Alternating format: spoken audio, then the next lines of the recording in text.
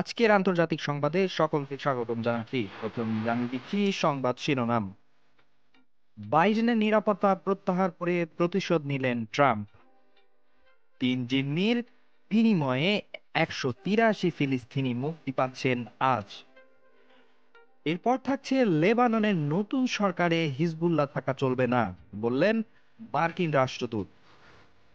3 জিম্মিকে আজ মুক্তি দেবে হামাস। এরপর থাকছে ফের বিধ্বস্ত মার্কিন বিমান, 10 যাত্রী নিহত।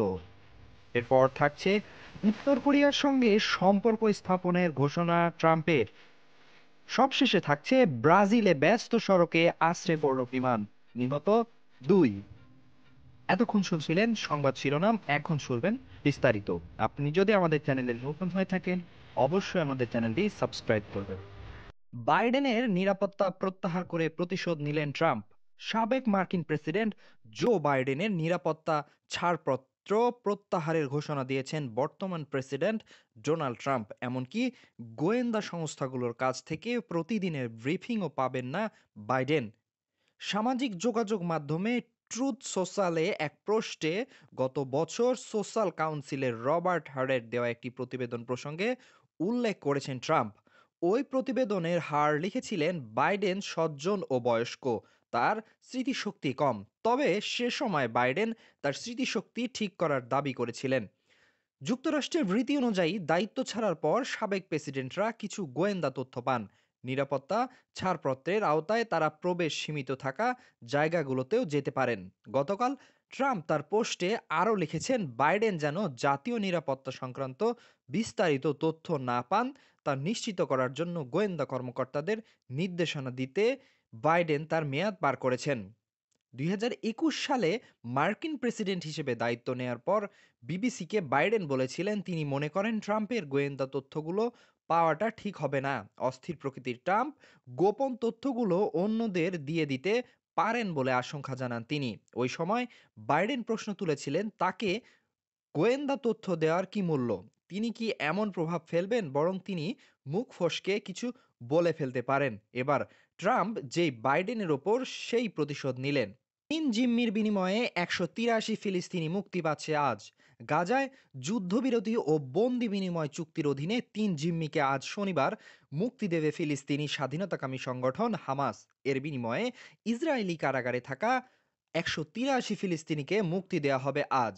হামাসের পক্ষ থেকে জিম্মি 3 জনের নাম প্রকাশ করা হয়েছে। তারা হলেন এলিশ শারাবি, ওহাদ বিন আমি এবং অর লেভি। তারা সবাই বেসামরিক ব্যক্তি। হামাসের পক্ষ থেকে আজ মুক্তি পেতে যাওয়া এই 3 জনের নামের তালিকা পাওয়ার কথা নিশ্চিত করেছেন ইসরায়েলি প্রধানমন্ত্রীর দপ্তর। তারা জানিয়েছেন, এই 3 জনের পরিবারকে তাদের স্বজনদের মুক্তির কথা জানানো হয়েছে।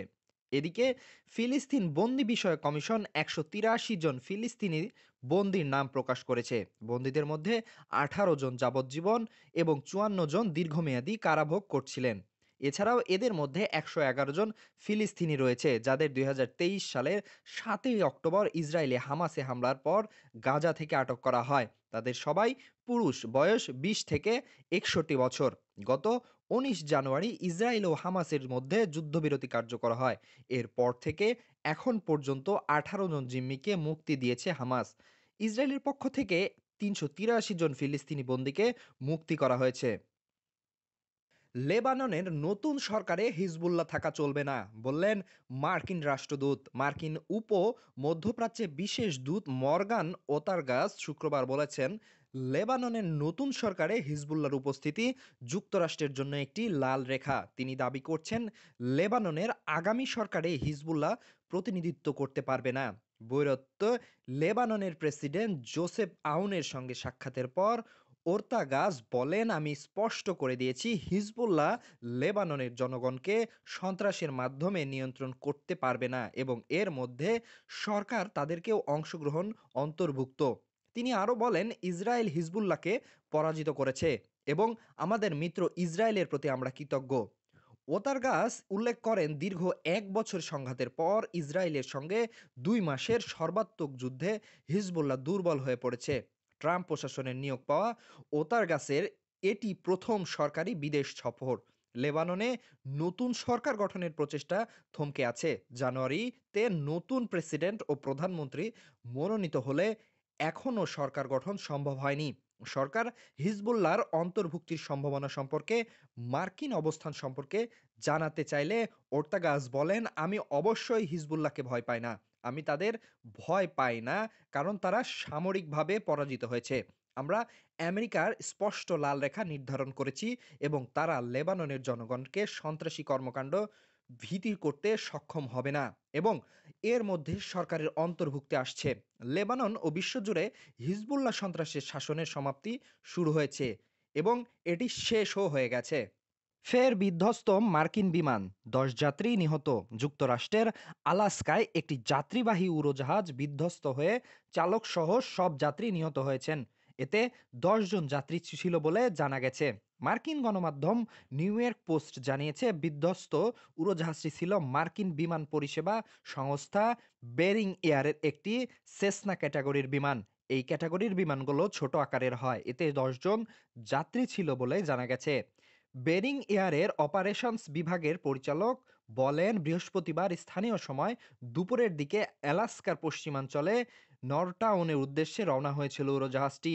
140 মাইল যাত্রার দূরত্বে যাত্রা শুরুর ৪৫ মিনিটের মধ্যেই উড়োজাহাজ থেকে রাডারের সংকেত পাঠানো বন্ধ হয়ে যায়। পরে এক সংবাদ সম্মেলনে মার্কিন কোস্টগার্ড অ্যালাস্কা অঙ্গরাজ্যের শাখার মুখপাত্র বেঞ্জামিন ম্যাকটিবেলের বলেন, রাডারের রেকর্ড বলছে সর্বশেষ বিকাল ৩টা ১৮ মিনিটে সংকেত এসেছিল উড়োজাহাজটি থেকে। আমরা ধারণা করছি উড়োজাহাজটি ইঞ্জিনে কোনো গুরুতর ত্রুটি ঘটেছিল, যার ফলে এটি বাতাসে ভেসে থাকার ক্ষমতা এবং উড়ার গতি হারিয়ে ফেলে। পরবর্তীতে অ্যালাস্কার নোম এলাকা থেকে ৩৪ মাইল দক্ষিণ পূর্ব থেকে উড়োজাহাজটির ধ্বংসাবশেষ উদ্ধার করা হয়। তাৎক্ষণিকভাবে ধ্বংসাবশেষ থেকে ৩ জনের মরদেহ উদ্ধার করা সম্ভব হয়েছে। উড়োজাহাজটি এমনভাবে বিধ্বস্ত হয়েছে তাতে বাকি ৭ জনের মরদেহ খুঁজে পাওয়া সম্ভব নয়। এই দুর্ঘটনায় গভীর শোক প্রকাশ করেছেন অ্যালাস্কার গভর্নর মাইক ডুলালিভি। এর আগে গত ২৯ জানুয়ারি যুক্তরাষ্ট্রের ওয়াশিংটনে মার্কিন সেনাবাহিনীর একটি ব্ল্যাক হক চপার হেলিকপ্টারের সঙ্গে একটি যাত্রীবাহী বিমানের মুখোমুখি সংঘর্ষে পাইলট সহ ৬৮ যাত্রীর সবাই নিহত হন। উত্তর কোরিয়ার সঙ্গে সম্পর্ক স্থাপনের ঘোষণা ট্রাম্পের। মার্কিন প্রেসিডেন্ট ডোনাল্ড ট্রাম্প শুক্রবার ঘোষণা করেছেন, ওয়াশিংটন উত্তর কোরিয়ার সঙ্গে সম্পর্ক স্থাপন করবে। হোয়াইট হাউসে জাপানের প্রধানমন্ত্রী শিগেরু ইশিবার সঙ্গে এক যৌথ সংবাদ সম্মেলন ট্রাম্প বলেন, আমরা উত্তর কোরিয়ার সঙ্গে সম্পর্ক স্থাপন করব। কিম জং উনের সঙ্গে আমি তার সঙ্গে ভালো সম্পর্ক রাখি, তিনিও আমার সঙ্গে ভালো সম্পর্ক রাখেন। এটি খারাপ কিছু নয়, বরং সবার জন্যই ভালো। জাপানের প্রধানমন্ত্রী ইশিবা বলেন, উত্তর কোরিয়ার পারমাণবিক ও ক্ষেপণাস্ত্র কর্মসূচি জাপান, যুক্তরাষ্ট্র ও আন্তর্জাতিক নিরাপত্তার জন্য একটি গুরুত্বপূর্ণ হুমকি। জাপানের প্রধানমন্ত্রী ইশিবা বলেন, উত্তর কোরিয়ার পারমাণবিক ও ক্ষেপণাস্ত্র কর্মসূচি জাপান, যুক্তরাষ্ট্র ও আন্তর্জাতিক নিরাপত্তার জন্য একটি গুরুতর হুমকি এবং এ বিষয়ে পদক্ষেপ নেওয়া প্রয়োজন। তিনি বলেন, উত্তর কোরিয়ার সম্পূর্ণ পারমাণবিক নিরস্ত্রীকরণের জন্য জাপান ও যুক্তরাষ্ট্র একসঙ্গে কাজ করবে।